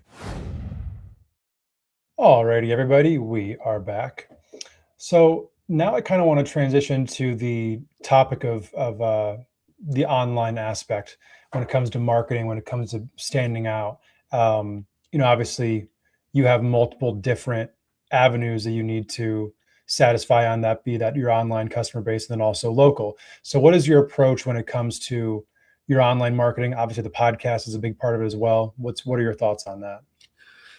So the first thing that, when it comes to doing anything online, while we have platforms now that we can utilize like MORPHMARKET and Show Me Marketplace and kingsnake.com, it's making its resurgence. Love that place. I do fully believe that if you want to be successful, you have to have your own website, because that is a funnel point. Everything that you do online, social media, your other selling platforms, all of that is with a finger pointing at your website, because basically you're telling everybody that's where you want to go. That's got everything. Anywhere else you go is going to have some things. That's going to be where everything, everything you want Metazotic. If you go to our MORPHMARKET page, we'll have most of the stuff up there, depending on the time of year and how busy I am, honestly. Is, you'll never have to, if you're messaging on MORPHMARKET, you're going to say, is this available? If you go to the website, right. It's either says it or, unavailable right there. So it's sending them to your website. Not only do you get do you get your customers looking at all of your products, but that's where they can learn everything about you. Whether you have your About You page or your galleries or what shows you're going to be at, or just anything and everything about your company. We even have our associates, pictured on there. That's where you want them. You need to have a funnel point. This is your in-stop spot right there. So I'm firmly going to recommend that you use, have a website and make sure that it's relevant and easily navigatable. So that's one. Number two, you're absolutely right. I've been so blessed when it comes to Colubrid and Cluboid Radio and the popularity of that podcast. It was such an honor to be asked to become one of the co-hosts on there in the first place. And it's the timing was so perfect, for it to happen literally just a few months after we had opened the shop. So it certainly helped. And I do see that in the orders. I can't tell you how many, whether it's from MORPHMARKET or from our website, how many people message and they're about to ask about an animal, but before they ask about an animal, it's, hey, love the show. Yeah. Then they ask, you know what I mean? So it definitely helps. And I think it's because it's not only name recognition, it's certainly that's a big part of it, but for listeners of the show, they get to hear our ethics all the time. You know what I mean? So it's not just seeing the pictures of the animals and recognizing the name. It's hearing me say when I screw something up, hearing me say, you know what I mean? That honesty and just being real. I think that's what makes it so different, is, putting ourselves out there, so, so yes, that's definitely helps. Also online, there are certain animals that we breed that I know I'm never going to sell one of these in the shop. Very unlikely. Sure.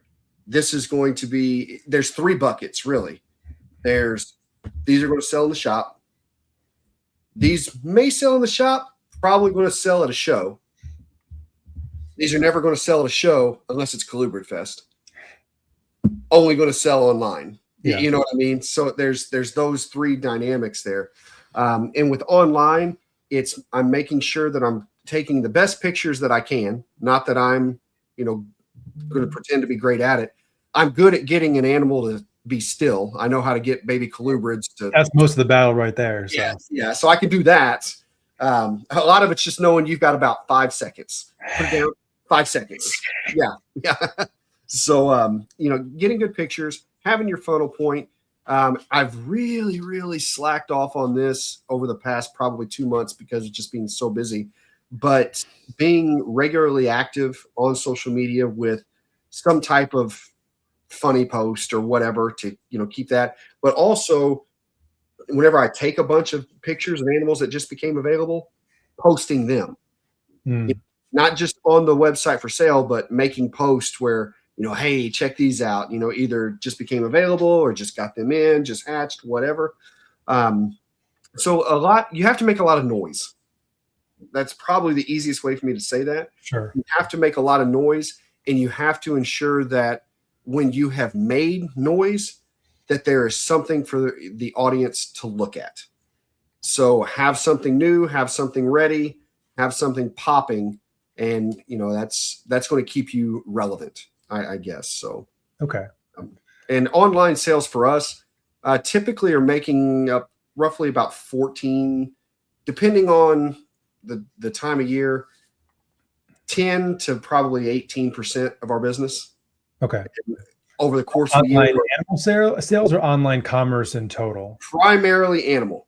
Yeah, we do a lot more in animal. As far as most pet related shops, we are very high percentage animal sales in volume than anywhere else is probably not going to have nearly as much. I could imagine so. Yeah. It's usually dry goods, and we do a lot of dry goods. Don't get me wrong, but I want to say we were somewhere around. I'd have to double check my numbers, but I think it was somewhere around 22 to 24% of our business was animal sales. And that's huge. I would assume that's probably double a typical retail store. I absolutely agree with you. Wow. So would you attribute that to the fact that you were a snake breeder for so long before you were a retail owner? Okay. Yeah. And my mentality is on that, where, we have all the stuff that you need. But again, as I said, I sell passion, and passion doesn't always translate to new cage, but passion quickly translates to new friend to take home, So yeah, that happens. And I also, we have become very successful at shows. Okay. And it's because we've always had the colubrid presence, which brings everybody to the tables. Because it's not everybody has colubrids, right? But we've diversified so much now and learned that, it's not just colubrids. We need to have that presence because that's what Metazotics is known for. But we're going to have some cool geckos. We're going to have some cool frogs, things that you don't see on everybody's table. And because of that, we don't have a miss at this point. Every show is successful for us. And it's heavily on the animal side. So, okay. And do you think that has to do with the variety you're bringing, or just how present you are at these shows? Yeah. I don't sit down. Yeah. And my team knows they're not allowed to sit down at a show. The only way you can sit down at a show behind our table is if it's a multiple day show and you're eating lunch. If you're not eating, stand up. You know what I mean? Because and now given I am old, I've got back problems. And by day 2, I almost have to have a walker. I use a chair to lean on. I'm literally leaning on a chair because my back's so tight, but I don't sit. And there's been times I've had people who will tell me, why don't you just sit down? And I go, no, because I've made such a big deal about it on the podcast that somebody will see me and call me out. So I'm like, Just post on Facebook sitting down. That's right. Yeah. Look at the hypocrites, So, but that's it. I think that it's always smiling behind the tables, saying hello to everyone. Don't wait for them to speak to you. Speak to them. Yeah. It's all these little things. Ask them what they keep at home. Be engaged. I love humor. I love to get someone just joking and smiling. And I say all the time, when I see somebody coming to the table for the second time, I call them out on it. I'm like, listen, I've been doing this long enough to know if you're back at this table again, there's something that's caught your eye, something you want to take home. Let's start talking about it, and they get to chuckling and we get to moving. So it's definitely, it's going to be both. You have to have the variety to capture the larger amount of people, in their interest, but you have to have the engagement at the same time. It's, if you start slacking on one of those, your total show presence is going to deteriorate. Sure. Makes a lot of sense. Okay. So then when it comes to the animals that you're producing, you said you kind of have these three categories: in-store animals, show animals, online animals. Are you being particular about what you're breeding and how much to satisfy the different percentages you're working on? Or are you just kind of like, hey, we breed what we like and this is where their markets exist? I definitely breed more of what I like than what I would say the actual customer base is after in those three buckets, because you have a limited amount of space. And some of this is shifting, for us. We are in a bit of a transition period here, because over the past few years now, I've been able to develop some very strong wholesale relationships with some great breeders that have great animals. Because while we've typically produced about 85% of what we sell is produced by us, that number is starting to go down. Yeah. And it's not because we're producing less. It's because we are selling so much now. And what I'm starting to look at is, if I know I have 2 or 3 sources of quality animals of this corn snakes, for example, sure, I probably don't need to continue breeding corn snakes. I need to open this up to something that is, I don't even want to say more rare. That's not the right word, because it's not necessarily about rarity.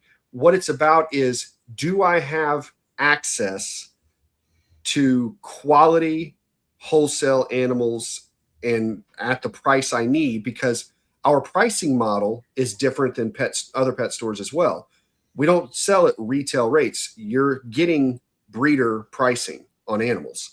It's why we do sell so many animals, even through the local stores. It's that is our pricing schedule and pricing model.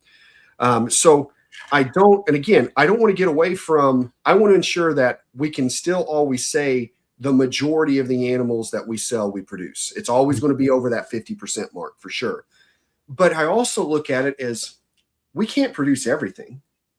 And the more that we diversify what we're breeding, the more time, effort it's going to go into learning new species, and I don't just mean like a new snake, meaning I don't breed chameleons. So Sure. If we start suddenly breeding chameleons, we have to learn all of this, right? And I think that it's better for us to continue to tighten and hone in on what we do know and what we're good at. And if we're going to expand, probably expand more into the types of snakes that we're breeding, because that's who we've been built on, right? Is snakes. And continue finding, have these great breeders of chameleons. Fantastic. That's where I'm going to get my chameleons, is from those fantastic breeders that are already doing it better than I would or could. It'd take me 10 years just to try to equate where they're at. So sure. It's that kind of thought process is where we're shifting. And another piece that goes with that, it's not just about what we can get, for wholesale and what we can't. It's also, because of the podcast, how I keep has evolved and adapted.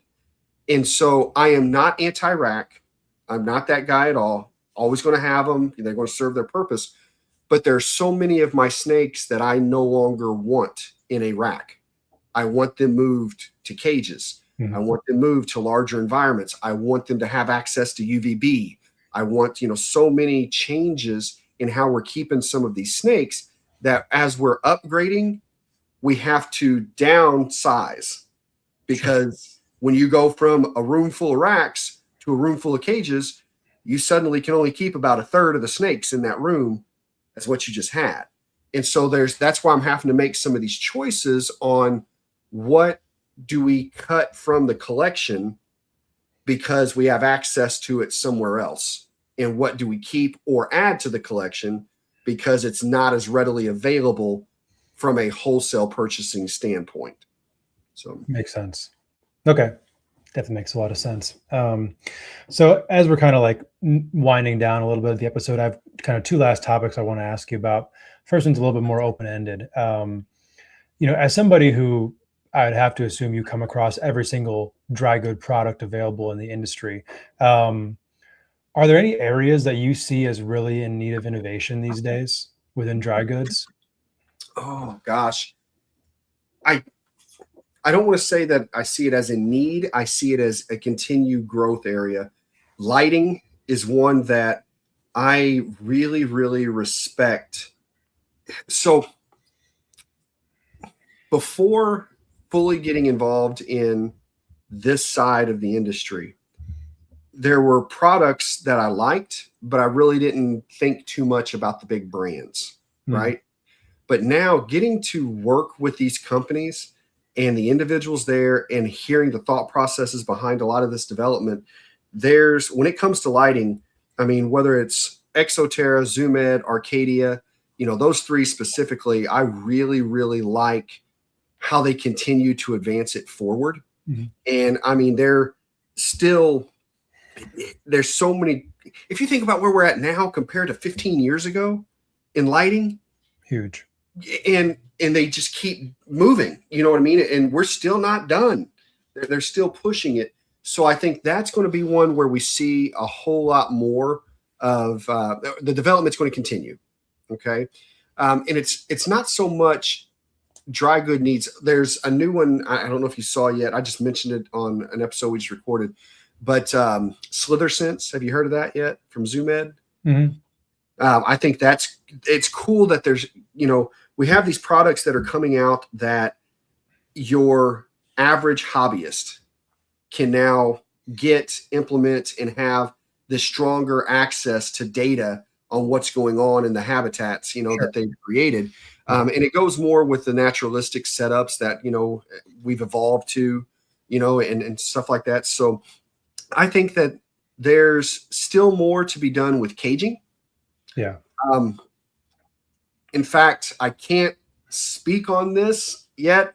I can't say who and I can't say what, but I can say that I have been shown a new caging model that I was like, I mean, you want to talk about the setup. It's pretty phenomenal. So, all right.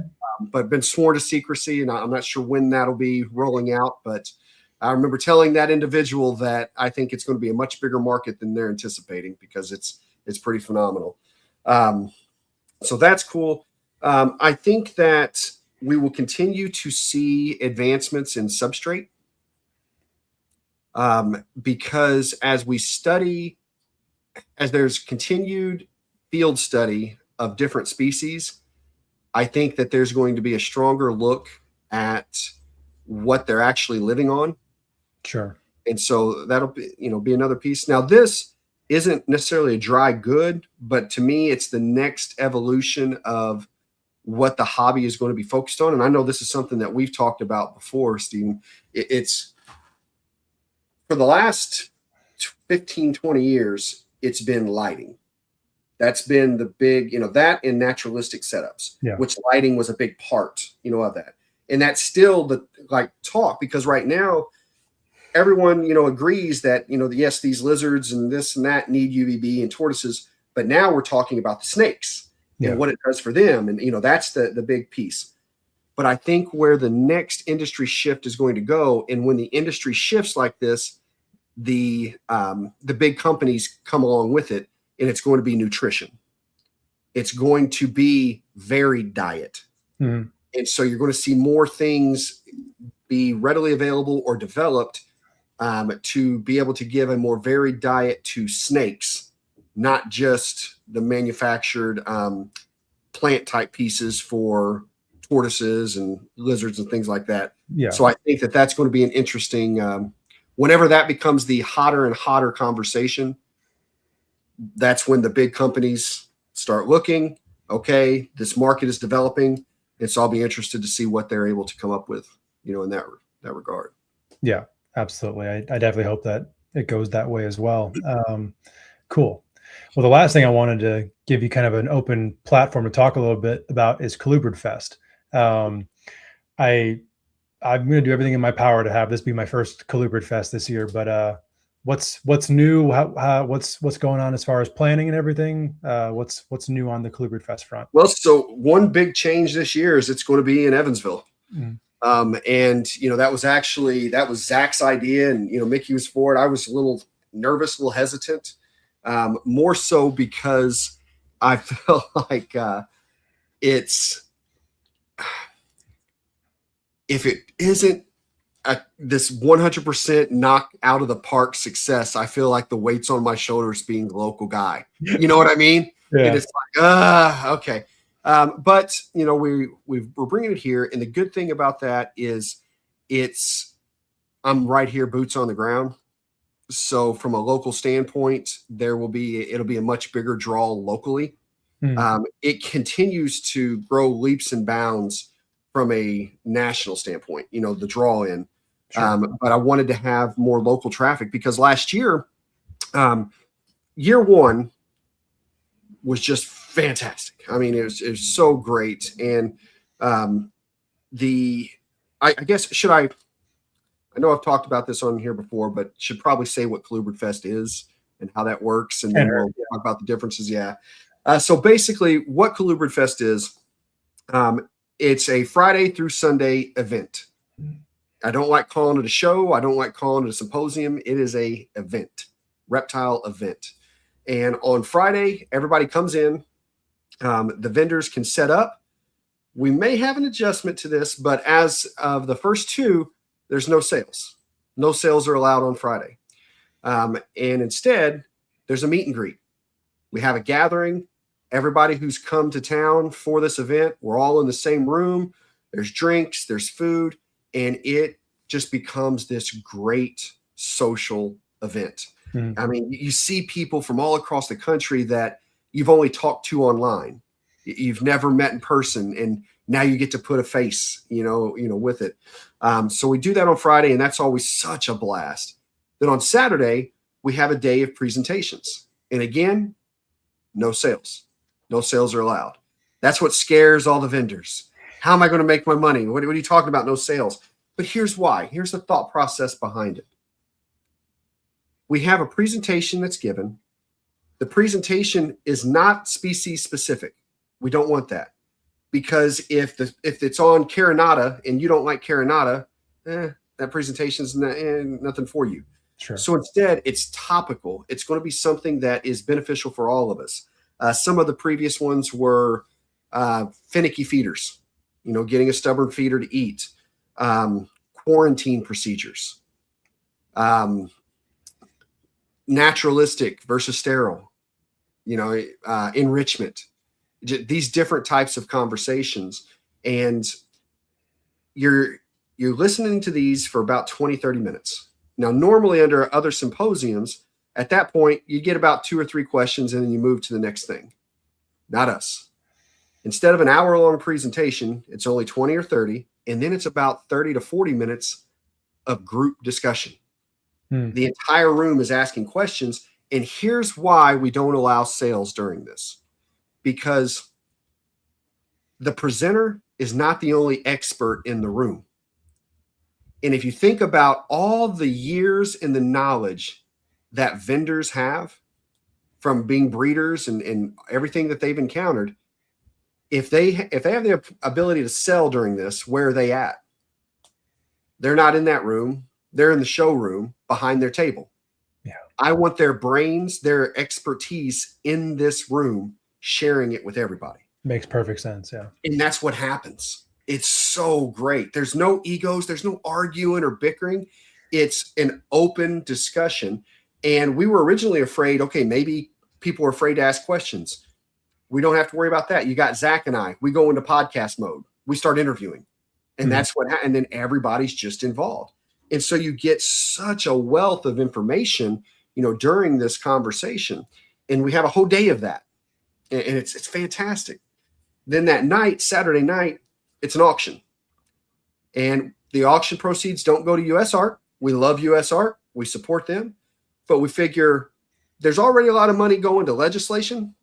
We want money for conservation. And so it all goes to the CCR Conservation Corp, our 501c3 nonprofit, in which Zach, co-host with me from CCR, he decides where that money gets spent. It goes into research projects, grants, and what have you. So, it's all, a positive thing. Then Sunday, it's a colubrid only show. We are not saying that we don't like pythons, boas, lizards, anything like that. That's not it.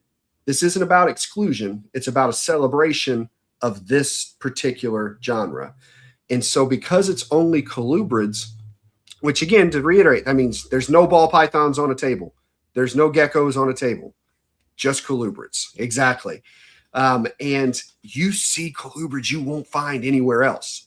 Yeah. That there's people that this is the only show they do is Colubrid Fest. And so they have just some remarkable animals, out on the tables. And it's so cool. It's not going to be a massive expo. So I tell people, don't walk into it expecting that. But think about when you walk through Tinley, how many tables do you walk right past? Exactly. You know what I mean? Because they don't have on it what you're interested in, right? If you like colubrids, you don't walk past a single table, right, at Colubrid Fest, because it's all just, awesome. So year one, it was, just everybody, it was fantastic. Everything was great. Everybody loved the concept. The vendors crushed it. I mean, absolutely crushed it. Good. Year two, same thing. Concept's great. New venue. We moved from Indianapolis to Fort Wayne. The room was bigger, so we didn't like the presentation vibe the same because it felt too big. It wasn't as intimate. And so we're changing that up. And as far as the show, you had some vendors who crushed it. You had vendors who did pretty well. And you had some vendors who didn't do as well. And what we found was the vendors who didn't do as well were the more commonly kept species. Your corn snakes, your king snakes, things like that. Sure. And so, but we didn't have a large local turnout in the Fort Wayne area. And the local turnout is what typically is going to purchase more of the common, where those who are flying in are like, I want that one specific, $1,200 animal type thing that they're looking at. So, right. And so with it being here in Evansville, I'm definitely going to be able to ensure that we have a much larger local turnout. So that way the vendors that are on the more commonly kept species, they should have a better day than what they did the year before, more like what they did year one. So looking forward to that. Zach has got a good spread of presenters already mapped out. That's going to be great. I'm also putting together so you're coming to Evansville post. If you're going to make this a trip, there's here's 1, 2, 3 different wildlife areas within 30 minutes. Here's Metazotics Chandler, Metazotics Henderson, both within 30 minutes of the venue. Here's the best pizza. Here's the best burger. Here's the Mesker Park Zoo that we have here is actually a very nice zoo and worth checking out. So it's kind of, I want to do something that we couldn't do for the other areas and venues. You've got a hometown boy here. I'm born and raised right here. Here's all the cool things you can do. Here's why little Evansville, Indiana is this place I'll never move from because of these things here, So I think it's just going to be a really cool time. And I mean, we've already got the hotel block is up. It's getting full. I mean, it's going to be great. I mean, Craig Trumbauer is going to be here, signing his book. So yeah, it's going to be awesome. Hell yeah. Well, that was quite the pitch for the show right there. If that didn't get you pumped up to go to Colubrid Fest, man, I don't know if I can help you. So I'm telling you, I say the same thing about Colubrid Fest that I say about Metazotics. I only have to talk you into coming once. After that, you'll come every time. It's just, I mean, and that's it. It's not even about the dang show. It's not even that's just the cherry on top. Everyone who leaves Colubrid Fest, they don't talk about the animals that they saw. they really aren't even talking about the presentations. What everyone talks about when they leave is the vibe, how they feel, because that's what it's about. We do this because we want to build the community, unite the community. That's what every message, every ounce of energy that Zach and I put out, and Mickey as well, who pays for the whole dang thing, every ounce of energy we put out during that event is community unification. And when you leave, you will feel it. You will feel like you just met lifelong friends. So, yeah, hell yeah. Well, between Metazotics, CCR, and Colubrid Fest, where can everybody find information, your social media? You know, what are all the things people need to check out? You can always check out everything that we've got available at metazotics.com. And you can use our coupon code CC Radio if you decide to get you something and save yourself 5% at checkout. You can always find us on Facebook at Metazotics. You can find us on Instagram, Metazotics LLC. And I'm Clint Bartley. You can find me on all that as well. So cool. And then how about for the podcast? Podcast is Colubrid and Clubroid Radio. You can find us on Facebook as well as Instagram.